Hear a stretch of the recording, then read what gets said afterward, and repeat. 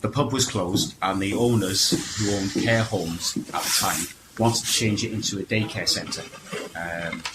They went ahead without planning permission, which then was refused by the council. So therefore, it was subsequently left closed for around about 18 months. Now, the community wanted the Tinner Capel reopened. So what they did, they got a big campaign going on for the community, by the community, for the benefit of the community. And they raised money through selling shares, which is now just being relaunched again, at a minimum price of £100 for 100 shares. And then you become a part owner in the business, but not the building. The building still belonged to the Robertses, who owned it before. Subsequently, they applied for grants from the National Lottery, which were successful in securing of £40,000.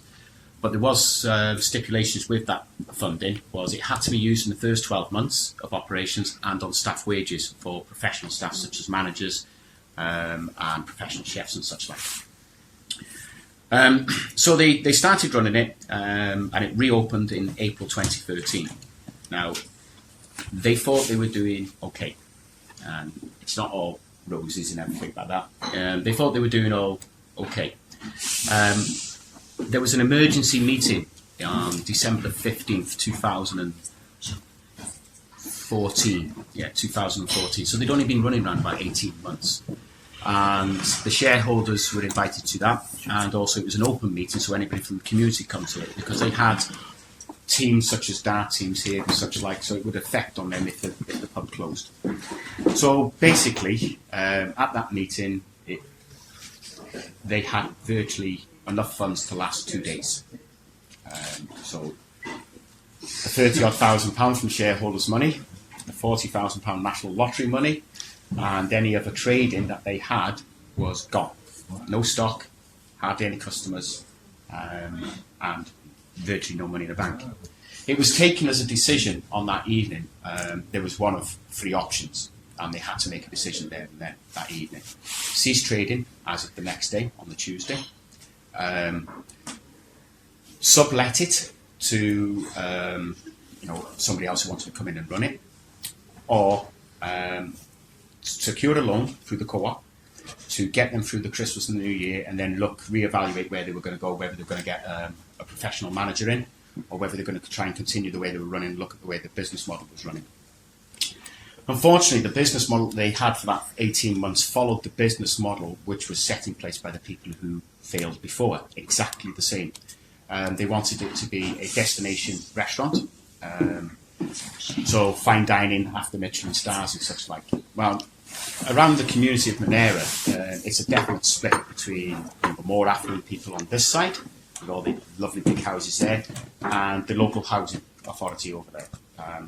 So there's a massive divide, and the people over there felt excluded from it because of the price, and maybe the feel of it, and the ambience of the Tinner Capel. So I was at the Lion Keys at the time, and they asked me would I offer some advice, which I did at the meeting, to get them through Christmas and New Year, then come into a closed meeting with them the following day, just to give them some advice to just try and get through Christmas and New Year, which they did. They advertised for the new manager. I never applied for it. I was quite happy in the Lion Keys, and then I had a phone call, would you like to come in for an informal chat, which then led to an interview, and the first words in the interview was, I'll probably talk myself out of this job before I talk myself into it. I'm not going to say that you've done everything wrong, but you've done everything wrong. That's how we opened up the interview. We come to some common ground, and before, when you have people with the best intentions but not professionals within this business, they look at these type of places and think, I would like that. They focus on themselves. They don't look at the bigger picture, what other people would like. There's certain things that go on in the Tinner Capel groups and stuff, which I'm not a big fan of, but I do support them, such as British clubs and wine circles and stuff like that. But I support them because it's what the community wants, or parts of the community, I should say.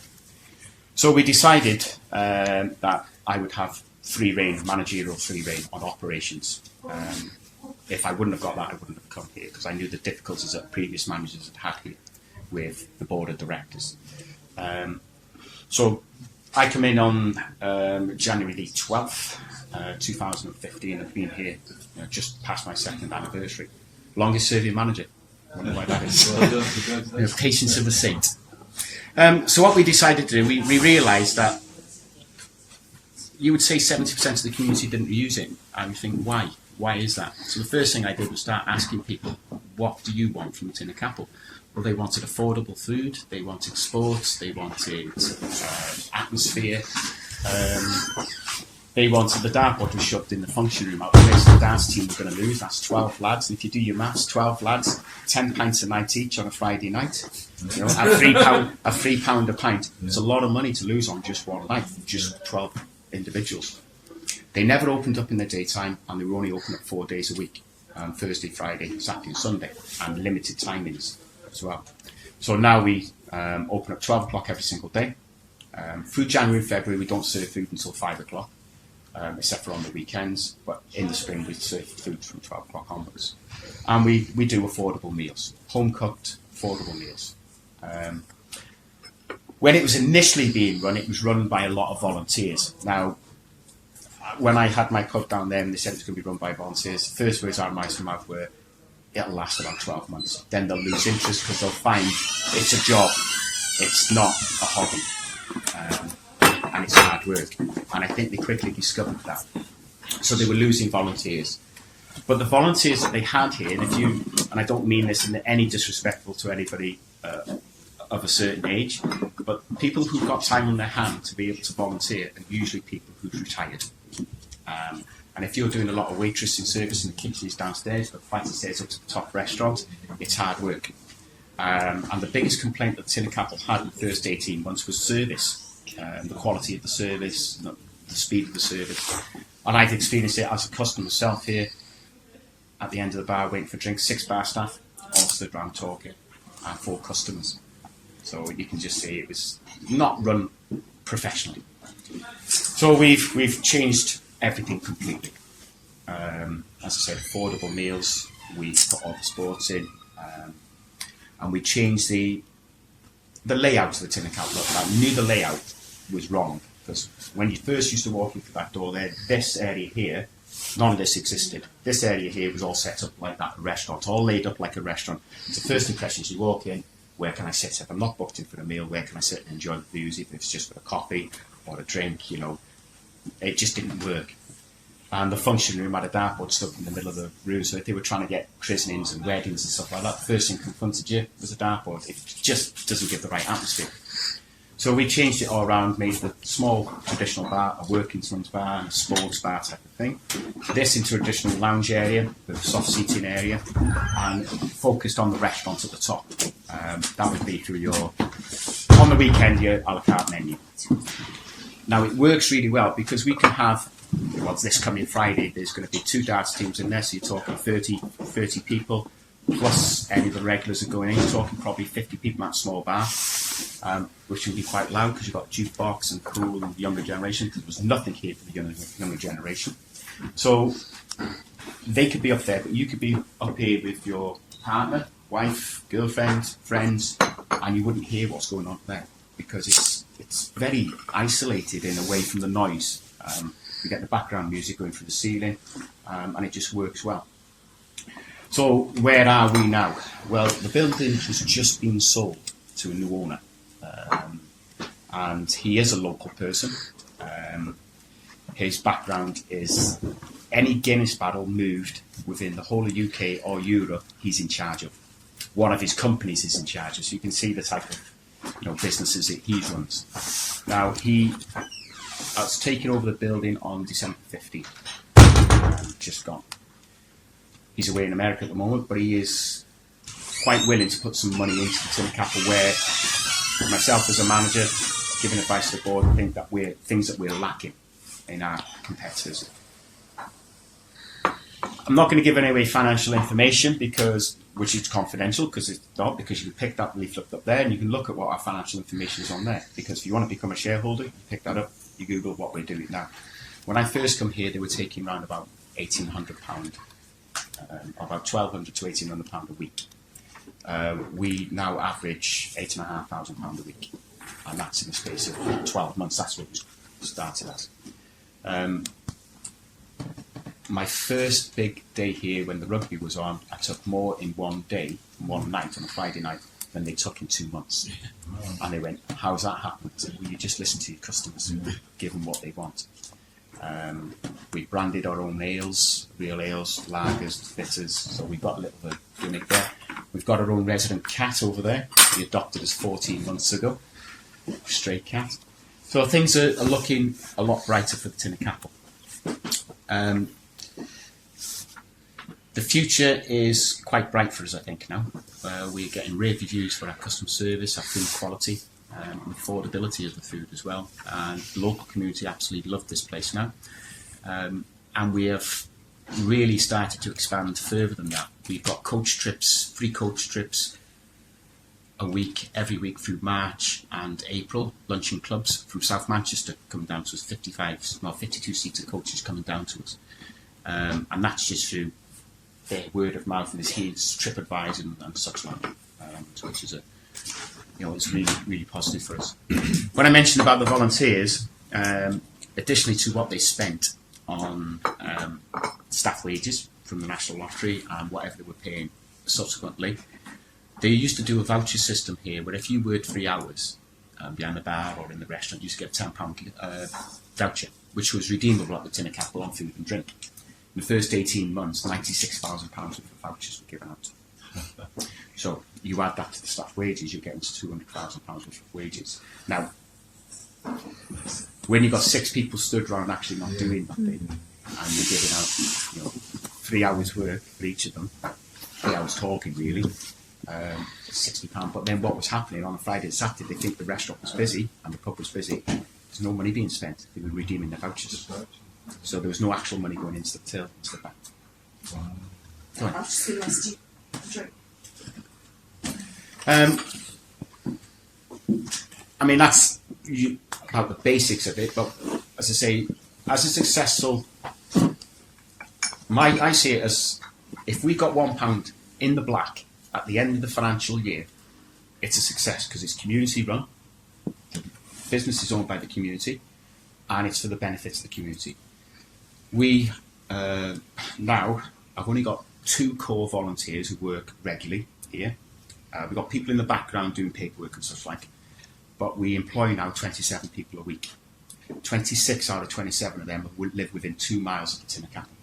So that's putting money back into the community. They're spending it in here, we're putting it back into it. We've taken people who were unemployed, retrained them. For instance, Wendy, she's one of the cooks here now. She's just passed the advanced cookery diploma. Her background was, when I first come here, she come in as a volunteer doing a bit of cleaning. Then an opportunity and finances come available to employ her as a part-time cleaner. And then one day I said, you couldn't help in the kitchen. The sous chef was called in sick. He's had a car crash. It's really busy. She said, her words out of her mouth were, I can't boil water. I said, we just need an older head in there. So she went down in the kitchen. The chef came up after the end of the shift and said she's absolutely fantastic. And then she progressed into the kitchen, and then within 12 months now, she's just passed a course which would normally take 2 years to pass within 8 months. So, and she was unemployed. And she's 53 years of age, unemployed, taken off the benefit system, and getting her retrained and employed here. Now she's going on the next course as well, the chef's course. And we've done that for a number of people. So I say there's 7 core contracted staff here now, and 20 casual staff, and a lot of younger generation, training them, giving them some core values, customer service, and every member of staff that I've taken on here has never worked in this business before, because I'm a bit OCD-ish the way I want things done. Because I find if they only know one way, it's the way it'll be done. And if they all know exactly the same way, customers, it doesn't matter who is working behind the bar or who's in the restaurant, you will always get the same service because they're trained exactly the same. So they know the rights and the wrongs ways to do it. So that's where we are at the moment. I mean, I've rattled on for a while here. Open to any questions. I was going to say, Chris, you wouldn't just sort of give people, a view of what a Saturday when you had the rugby on here, because I was just amazed. Yeah, go on coming up. I'm going to miss it. Maybe the England game the other week. Last Saturday. Now, before, historically, they used to have one small television in the back, 28-inch. Now we've got 1, 2, 3, 4, and we utilised the function room as well. 5 televisions here. On Saturday, just gone, the Wales versus England match, we had round about 66 people in the function room. There was 53 people I counted at half-time, as much as I could, in that small bar. 20 odd in the pool room, and this place was just laid up as tables for the rugby, and there was over 150 people, close on 350 people. Tremendous atmosphere. Absolutely, it was until the last 4 minutes of the game. And then And we served 77 meals during that time as well, during the rugby in the day, and then another 44 meals in the evening. That's not bad for a village pub, which it is a village pub. This is something, this rugby thing has happened in the last sort of 30 years or so. It was big before, but it's become a real thing about going to the pub to see the rugby, even if you don't normally go to a pub. People would travel to go to. I lived in Newtown, and you go to Bishop's Castle, and in Bishop's Castle I know people who travel to Newtown to see the games because the atmosphere is better in the pubs, which, to my mind, aren't as nice as the pubs in Bishop's Castle. But that's where they'll go. They want to watch the rugby. That's 30 kilometres away, one way. Well, we've had on Saturday we had customers from Oswestry. Yeah. We had a group which was in the function room, then dining with us afterwards, and they were from. Well, where were they from? Burn-on-Trent. They come with families up. They stayed the weekend. There was a couple of regular customers here, a load of friends, and 18 of their friends come to watch it. The atmosphere is in. They all come in the England shirts. Wouldn't say we're anti-English, anti-Scottish, we're just pro-Welsh. As you can see with all the flags, every nation's flag is up, but by just putting the flags up and doing little quirky things, the sweepstake for the first try scorer, closest to this pointing system, it was £1 to go. Whoever got the closest to the score won the money, and the lad walked away with £95. So it was just creating the atmosphere. And I think once the word of mouth gets round and people are, Snapchatting it and doing all the filming, and they go, God, look how busy is it? Where are you going next week for the rugby? You can hear it snowballing. And I mean, the takings on that day were as good as a 5-day week, just on the one day. The younger staff that we had on that day were just absolutely fantastic. And people were saying they didn't wait at all to get a drink because the staff knew exactly what they were doing, and that's the big thing. And the free waitresses that were serving those meals were just outstanding. I don't even know how they got round the tables to serve the meals to their truth exactly. You couldn't say a little bit about the because you do a music festival, don't you? Yes, last year we did a country music festival. We just wanted to put.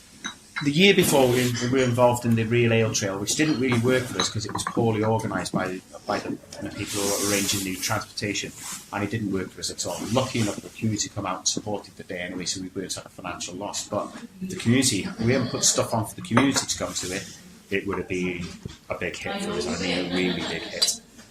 So we were let down. So we decided we're not going to join that this year. We'll do our own thing. Yes, it would, but our suggestion is it's just a temporary, you get these like hard plastic temporary ones which can be removed at any stage. So we're not actually changing tar packing, doing anything like that. It's just a temporary thing. And maybe if it's only just for the summer months, spring and the summer months. We've looked at possibly, because the land down the bottom there belongs to the Tinner Capital as well. We're looking at maybe you could develop that. Now, you couldn't put a car park down there. There is steps and nice path leads all the way down there, but there's quite a steep drop when you're on that side. We're a bit stuck what we can do down there. People suggested log cabins, but it's like next to some ponds and stuff like that. And, the midges in summer are really bad. We can't really grow any produce, and one idea was to get the school involved in it, and that'd be interaction between the young and the old. That the older generation showing the school children how to plant, harvest, and then weed fetching into cookery classes in here. However, with us being in a lead mine area, we'd have to have that soil extensive. What did I say last week? Don't you dare! Yeah, there's so much lead in the soil around here that it gets into the veg. Yeah. So I think the other option that we were thinking of is possibly just tidying it up, wildflowers, and maybe a crazy golf down there, something, just anything, just to make use of that, because it's one of the things that always concern me is when you look at a lug review and you look down, you go, nobody's cut down that for ages. But you have bands on here quite regularly as well. Yeah, we haven't done anything since through January and February so far because it's so busy with the food and so busy with the rugby. Now the food side of life. I mean, last January I've done always comparing last year to this year and trying to make it forecast what's going to happen, trying to get the crystal ball out. Last January we did 350 covers in the restaurant for the whole of January. This January we did 644. February last year we did 405 covers. We're up to 673 already in February. So it shows that the increase that we've got there now is more people are coming and it's getting a better reputation. So we're getting that busy at the very long time. So it's hard to put bands on. But last year we used to have at least 2 a month on there, really, really busy with the bands. But I think you've got to look at the calendar for what's coming on. We do a lot of rugby, a lot of sports and stuff like that. We've got christenings, weddings, funerals. So you've got to try and can't predict the funerals, but wish I could. It do happen. They haven't. But trying to get bands put in, it's become very difficult this year. So I've looked at the calendar for the year and I think I haven't really got many free weekends here. Because a lot of people, if you're really busy in the restaurant, because a band would go down by here, people come out for a nice meal and the band starts at 9:30. We try to tie it in that food service finishes at 9, but if somebody's booked a table at 9, they still could be up there at 10:30, 11 o'clock. But we always warn people off, if you have got a band and they're booking it for Friday or Saturday night, so we have got a band on that evening, they will be starting at 9:30. Some people say, I'll leave it this week. Other people say, yeah, that's why we're booked. So sometimes when we put a band on, people actually make a whole evening of it, come out, have food, and then stay and watch the band afterwards. It can be a double-edged sword with the bands. It can turn people away because you might lose some restaurant service, or it might enhance it with the drinkers. It's difficult to judge the type of bands as well. I know there's certain bands out there would pack this place with 300-400 people, but they're punk rock bands. Would it suit this environment? So it's getting it right like that. We do have a folk music session every second Sunday of the month, and that's basically a lot of people just come in, fetch their own instruments, they sit here and they just jam along. It doesn't cost us anything. We usually find that we're really busy for the food on the Sunday that Sunday because people come out to listen to that, and it's somewhere for them to play, and they do about 4 hours. It's clashed sometimes with big football matches on, but I think it was one Sunday we had a folk music session here, 3 football matches on, and 82 people having food. So completely, and a christening on as well at the same time. So completely diverse of what was going on. But because the layout of the Tin Capital can be manipulated to accommodate that kind of things. If you this little area wasn't here at one no, point. So I've got a picture here. So where that chimney breast is there. So basically, from that chimney, where you're sat now, is out here somewhere. Because this extends out. You're probably the veranda comes out there. You're probably here now. So the pub itself was only that big. This barn here has been converted into a function room, and the entrance that some of you come in through there. With the toilets and such like there. Through those patio doors there, it's a raised portion outside veranda. It's a lovely area sitting in the summer, but it can only be used in summer. So the idea is that whole area there, put a really, really big conservatory on. But it's going to be a conservatory which is more of a permanent structure. A mini wall with a proper slate roof on it and the heating in there, so we can just open up those doors or even just take the doors away, and then it will become part of the pub which is used throughout the year, and that will really give us a lot of extra space. So we've had weddings in here for 80 to 100 people, and it's really, really tight to try and get them into this area. With that area, it'd be a lot better.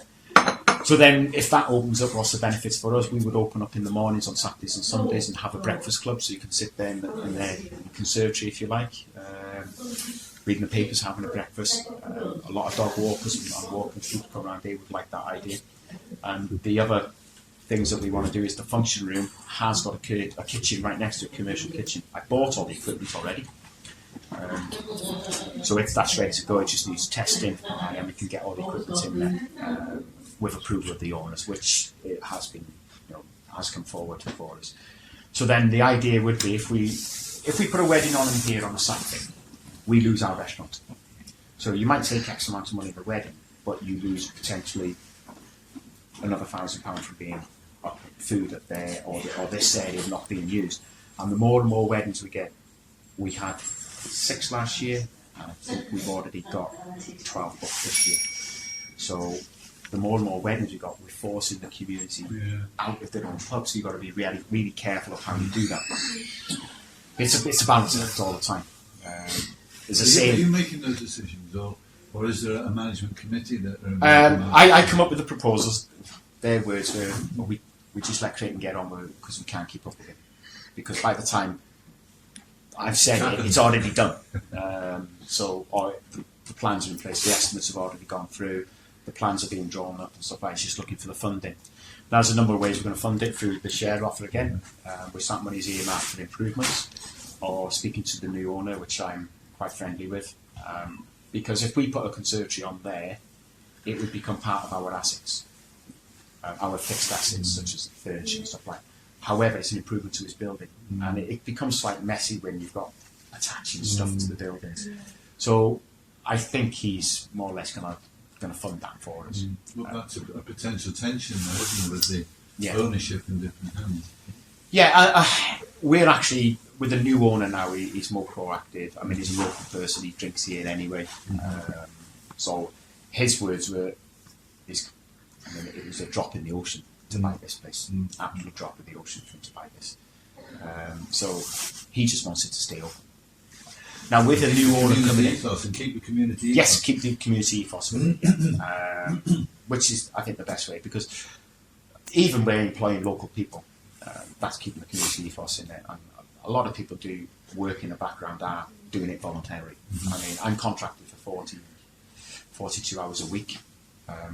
Don't think I've done under 100 hours in the last 2 years. Don't think I've done under 100 hours, except for when I went on holiday for the week, which the wife is not happy about. I see more of the cat than the family. But you've got to put those extra hours in. If you're not willing to do it, it's not the business. It's not the job. It's not a job. It's a calling. You've got to be a people person. You've got to want to strive to be better than anybody else out there, and do things which within your capabilities and do them right. Don't try and do stuff that's out of your capabilities and fall. Like somebody come up with a suggestion with exclusive fine dining, 8-course meals on a Tuesday night, and thinking there's a lot of work involved in that. It's a very different market as well. Completely different market, and the business model that we got here is working. So why all of a sudden say, right, on a Monday, Tuesday and Wednesday we do 2 main meals for £10, which is all home cooked. It changes every day. Friday and Saturday nights we've got our normal menu going, but you can also order 2 of our mains off the specials board. And I think last week was poached salmon on there and stuff like that, and a house bottle of red, white or rose wine, which was £25 per couple, and that's drawing these people in. And people say, "Oh, you're lowering the GP slightly in the kitchen." Well, not really, because these people are coming out for food. So if you notice the covers that are coming out, they'll have a drink first of all, so 2 drinks. Yeah.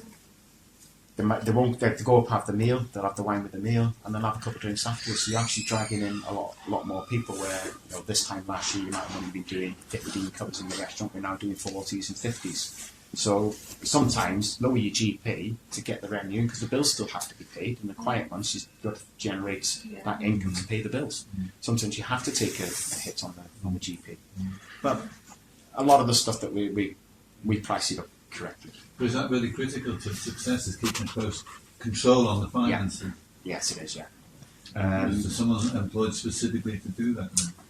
Well, there's not employed to do it. We have got an accountant, but they basically just get the accounts at the end of the year.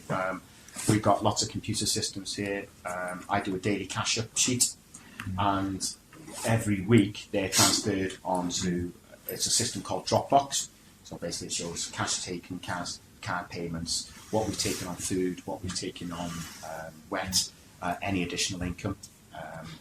So we get all that at the end of the week, what I need to bank, minus any petty cash payments out.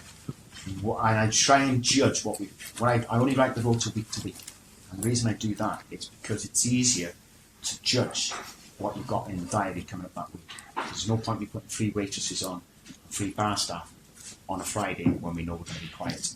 So I just sort of do it week to week and just manipulate it that way, and then put people on standby and to say something comes in short notice, you can get them in. But it's the biggest expense here is wages of staff wages, which is always going to be a challenge. Like 2 weeks ago, not this Sunday, on the Sunday before, as I say, we did 44 covers in the space of 2 hours, and they were all 3 course. So I only had 2 waitresses on, and they were really flat out. So then this Sunday, I put 3 waitresses on, and then we did 12 covers. Yeah. We're still on over from the rugby. So it's juggling. Sometimes prior notice, you say we've got that, we've got this coming, we've got the other coming. So you put the staff on accordingly. Tom does a lot of the invoices, and all the systems are set up on Sage to pay at certain dates. We really keep a close eye on what we're doing, because basically if I'm going, right, I know I've got a really big rugby match coming up, how much do I really order? And it's judging that what I order in as well. I've got to balance that out, because you balance out, like, this guy's getting paid, this has got to be paid, and that's got to be paid. But we managed to pay the bills. No difficulty really.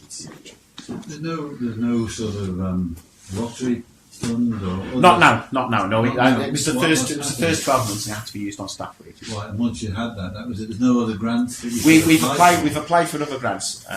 We applied for a grant to refurbish the function room. I think we asked for £5,000, and we wanted a multimedia interactive suite in there, so we could help with homework clubs and stuff like that. Because there's a lot of the children out there haven't got a quiet space to do homework in, because they've got siblings who are running around, so they haven't got a quiet place. So we were thinking we could do a homework club. They can come and use our facilities here, and we've got people who are involved in the Tinner Capel, maths professors or retired maths professors, a lot of school teachers, which can not do the homework for them, but assist them, a guide. So that's one thing that is going to be plus this year as well. But yeah, it's keeping an eye on that budget. And then we have a meeting, myself, Ian and Tom, every Tuesday at 11 o'clock. So on the Monday I do all my paperwork from the week before, and then on the Tuesday we all sit down and say, right, this is what we've done, this is how we're doing, and we go through any other issues there might be there, or project what we've coming up for the next week. So we talk to each other constantly, and that communication is vital, because you might think you're doing well, and all of a sudden you get bang, that bill comes out, and that bill comes out, whoa, where's all that money gone? We always pay. Every week we put the VAT liability into a different bank account, so we know that's always there. We don't want to get in trouble with them. Yeah, no, definitely not. So, yeah, that is the most challenging thing, especially for the community. When people see 300-400 people in here watching rugby, I think, oh, maybe they must be raking it in. But they don't see the finances to put that on. I know the running costs of the Tinner Capel, flat running costs per week,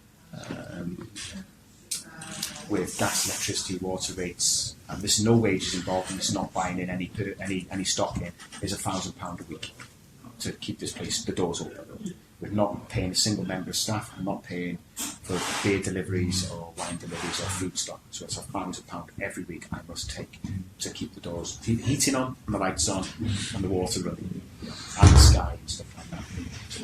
So that's a challenge. Well, a challenge, isn't it? Yeah, and you're always mindful, aren't you, going, right, I mean, come Tuesday night when you're doing the catch, you're going, right, target's it. So you're going, right, okay, now we're in the realms of starting to hit the stand and stuff like that. So, but some weeks I know, right, we'll be all right for the stock here, so I don't need to order any stock in. I usually do that towards the end of the month, because the way that they were doing before they come here, they were doing on sales out to invoices in. So invoices in. So if they had a £4,000 beer order coming in, and they took £3,000, the GP would be massively low. I said, well, you're not taking into account your stock here. It's still here. And I got stock. The first thing I did, as soon as I walked through the door, got handed the keys, walked through the door, went to my phone from the stock taker, and because they never had a stock taken before. Because when I first come here, when we looked at the finances, they were running 26% GP profit on the bar, 13% on the food, which is you failed. You failed straight away. It's not enough there to pay staff wages, so that's why we got into that realms of losing money. So, but now we're running at a 64.95% on the bar and anything between 65 and 70 on the food. By changing suppliers, getting better suppliers, negotiating deals. The first thing I did was change the beer supplier. They were going through Matthew Clark in Shrewsbury, one of the dearest around, where they're trading company, at a fraction of the price of what they do, and they're more flexible as well. I can order 7 days a week from them. Matthew Clark, you can only order once a week. So looking at your suppliers as well, and negotiating with your suppliers, and that's the biggest thing. What about into the future? Listening to you now and hearing all the detail in terms of the expertise you have in and the drive and enthusiasm and resilience to keep going. What happens if you go under the bus outside? What's going to happen into the future? As I previously mentioned, all my staff are trained to my standard.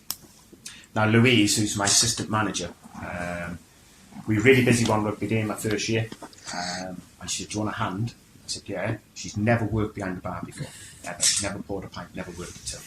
She jumped behind there, and she did really, really well with limited instruction. Just saying, right, that's what you're doing. And Peter actually went past, "Oh, do that with that," and she picked up straight away. She's from a large family in the community, so she's known, and so she got a little bit of leeway on that day with some of the customers. She's very, very likeable, bubbly personality. So I started to employ her casually for the shifts and training her up. And then eventually she's now been trained up to be my assistant manager. And she's just almost completed the hospitality retail diploma. As soon as she's done the exam on that one, which I think is next Tuesday, she will then be put forward for 15 MVQs and a personal licence and cellar management. So she'll fly the cellar management. Who pays for all that stuff? Well, we've been applying through the college for funding. So that Louise and Wendy was part funded by the European grants that were out there. Yeah. So we had to pay so much, but I think it was 75% funded, and the funding's still there. Don't know how long for. The funding's still there, so we're going to capitalise on that and keep pushing them through these courses. And also, it's investing back in the staff and saying, "Well, can't we get much to do it?" and getting trained up. The fear is you're getting too trained up. We out the door. Yeah. So we try and run a happy-go-lucky type of place here. Very minimum telling off and shoutings. It's more arms round and stuff like. But some need telling off now and then, and sometimes with the younger members of staff and bar staff, we stood around doing nothing or outside having a cigarette and should be serving. The easiest way to tell them off is not go to them on the week after. I think perhaps I'm hearing your military background coming through. Well, my last 18 months in the military, I was in the welfare office. I was a senior non-commissioned welfare officer, so I was dealing with welfare issues. So done a lot of courses in Bristol University, so managing people that way. You've got to be very careful because I employ 15-year-olds upwards, so and a lot of young females. Never leave them alone with any male and all that type of stuff. You got to be careful. Any of the flirtatious stuff goes on, which happens with the teenagers. You go that way and you go work over there. Try and spit them up as much as you possibly can. It's like having about 20 odd kids. It is honestly. It's staff is a difficult thing to manage. But as you say, if I went ill or anything like that, I know the place would continue on. It would continue on, yeah. Whether there would be as many ideas coming forward and the focus on that, but we're actually Helen's going on a marketing course through the college, so she'll be taking up the marketing side of life as well. So we're looking at training people up in certain areas. So maybe if one person couldn't do it, we'll have a group of people between them would be able to. I think that's an important aspect of being sustainable, successful, is that creativity, that searching for new things, new enterprise activities.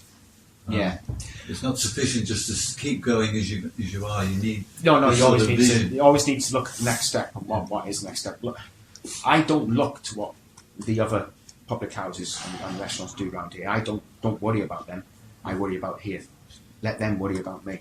You know, if we're taking trade off, then it means I'm not doing it deliberately. I'm doing it because I'm doing what I'm specialist in a capital.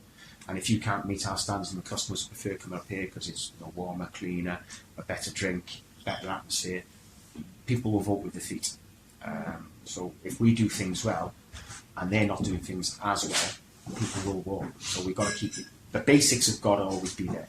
It's got to be warm, it's got to be clean, it's got to be welcome, it's got to have a good drink, it's got to have good service. They're the basics, and you know, with the atmosphere, they're the basics. Get the basics right, and then you start looking what can we do next, how can we drag things in next. Because we looked, I mean, with the deals that we're doing now on the food through January and February, is we know we were really slow for food last year, so we think, right, we've got to drag people out. And when we've had an increase in 1 month of £8,000 from this January to last January, and that's because the food has been better, more. Food has been more, but what we've noticed is we've attributed at least 25 to 30% of the wet takings was because people were coming out and eating. So we've pushed some of that, you know, takings and the GP over from the wet side onto the restaurant, because they come out to eat and they're buying the drink. So it's not attributed they just come out for a drink. We've dragged them out to have food and they've had a drink accompanying that meal. So, you know, some weeks you might think the restaurant hasn't really done well, it's really only broken even, but you've got to try and take some of the takings away from the bar onto the restaurant, so it's attributed. In regards, you said this building are you renting this building or do you pay? Yeah, no, we rent the building off the new owners. The leasehold runs until March 2018.